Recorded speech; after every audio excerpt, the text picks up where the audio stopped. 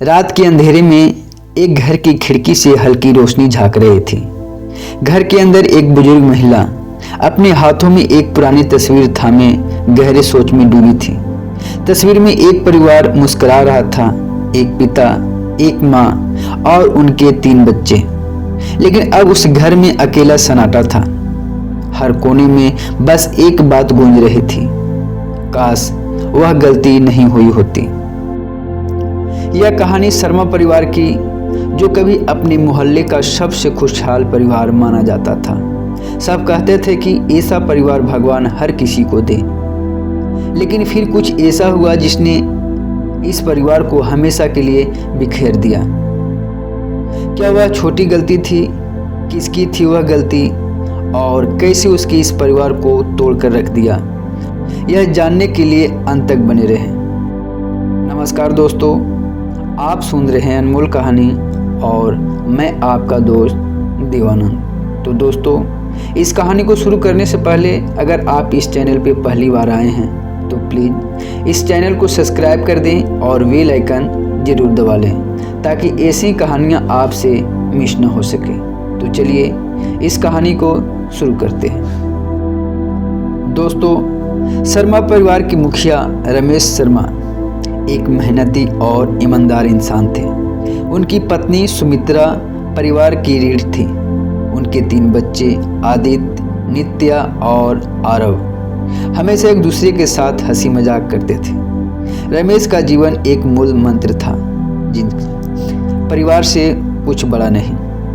हर रविवार पूरा परिवार के साथ बैठकर खाना खाता, बातें करता और आने वाले समय की योजना बनाता। लेकिन जिंदगी में हर खुशी अस्थायी रूप नहीं होती थी। कभी कभी छोटी सी चूक, एक गलत निर्णय या शब्द एक ऐसी दरार पैदा कर देता जो भर नहीं सकता। वह दिन जो सब बदल गया। एक शाम रमेश ऑफिस से घर लौटा। उसके चेहरे पे थकान, लेकिन उसका गुस्सा उनके शब्द से ज़्यादा बोल रहा था। ऑफिस में हुई किसी बात का तनाव उनके मन में चल रहा था।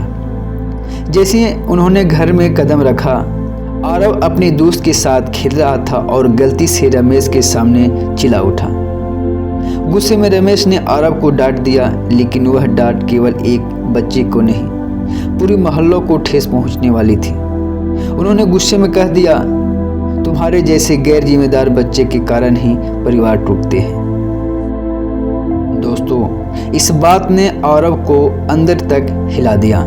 सुमित्रा ने रमेश को समझाने की कोशिश की, लेकिन रमेश ने अपनी बात पर अड़े रहकर सबको चुप करा दी। उस दिन के बाद घर का माहौल बदल गया। आरव ने अपने माता पिता से दूरियां बना ली। दोस्तों, धीरे धीरे हर कोई अपने अपने कामों में सिमट गया। आदित्य, जो बड़ा बेटा था, पढ़ाई के लिए बाहर चला गया। नित्या ने अपने दोस्तों के साथ ज़्यादा समय बिताना शुरू कर दिया और आरव, जो अपने परिवार का सब कुछ चंचल बच्चा था, अब हर किसी से दूरी बनाने लगा। रमेश को इस बात का एहसास हुआ, लेकिन उनकी ईगो ने उन्हें माफ़ी मांगने से रोक दिया। मैं गलत कुछ नहीं कहा, वह बार बार खुद से दोहराते रहे। दोस्तों, एक दिन आरव बिना किसी को बात बताए घर छोड़कर चला गया। उसने पीछे एक नोट छोड़ा, मैं इस घर का हिस्सा नहीं बन सकता। इस नोट में सुमित्रा को तोड़कर रख दिया। उन्होंने रमेश से कहा, क्या यही परिवार है जिसे हम प्यार से बनाना चाहते थे? दोस्तों, समय बीता, लेकिन परिवार का बिखराव बढ़ता गया। इसने खुद को काम में डुबो दिया। सुमित्रा अकेलापन से घुटने लगी। आदित्य और नित्या अपने अपने रास्ते चले गए। कुछ साल बाद रमेश को दिल का दौरा पड़ा। अस्पताल के बिस्तर पर पड़े रमेश ने सुमित्रा से कहा, काश मैंने उस दिन अपनी गलती मान ली होती। काश मैंने आरव को माफ़ कर दिया होता। लेकिन तब तक बहुत देर हो चुकी थी। एक छोटी सी गलती, एक शब्द, एक गुस्सा और एक गलत निर्णय, यही सब कुछ बदलने के लिए काफ़ी था। दोस्तों, इस कहानी से हमें यह सीख मिलती है कि रिश्ते कांच की तरह होते हैं। अगर आपने संभाल कर नहीं रखा तो वो टूट सकते हैं।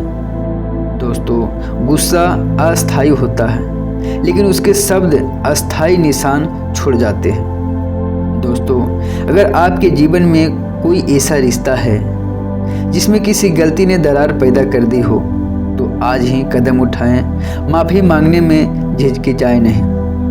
क्या आप ऐसे रिश्ते को सुधारने का वादा करते हैं? नीचे कमेंट में अपनी राय बताएं। अगर आपको यह कहानी भावुकता लगी हो और प्रेरणादायक लगी हो तो इसे अपने दोस्त और परिवार के साथ ज़रूर शेयर करें। और ऐसे ही और कहानियाँ के लिए हमारे चैनल अनमोल कहानी को सब्सक्राइब करना ना भूलें।